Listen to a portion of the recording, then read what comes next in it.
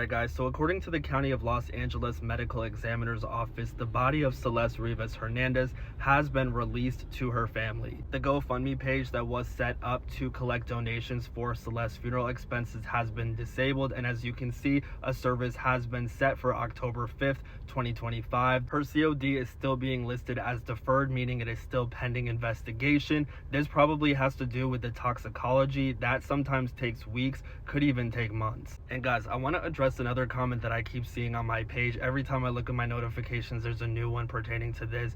People seem to believe that Celeste's body was dismembered. Law enforcement never ever said that. The medical examiner's office never ever said that. And I thought this too until I recently went back and looked at where this actually stemmed from, and it turns out that this news article is not known to be credible, nor did they claim to have any source close to law enforcement or to the medical examiner's office that told them that. But a ton of other news outlets saw this and then they started piggybacking off of it as facts, but it was never actually confirmed. Law enforcement initially said the decedent was found severely decomposed inside a vehicle on September 8th, 2025. She appears to have been deceased inside the vehicle for an extended period of time before being found. We are unable to determine her age, race, or ethnicity.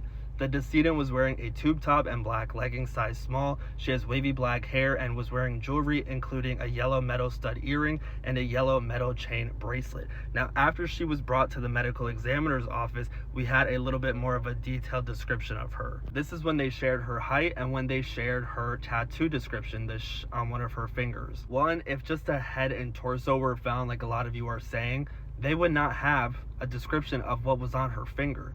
And two, if her body was dismembered, she would not be clothed in a black tube top, she would not have jewelry on, she would not have had size small black leggings, and the medical examiner's office would not have been able to release her exact height, especially not as quickly as they did. Now, as for why it was not released that she had a David tattoo allegedly on one of her fingers, I think that was strategic. Law enforcement knew that her body was found in David's Tesla.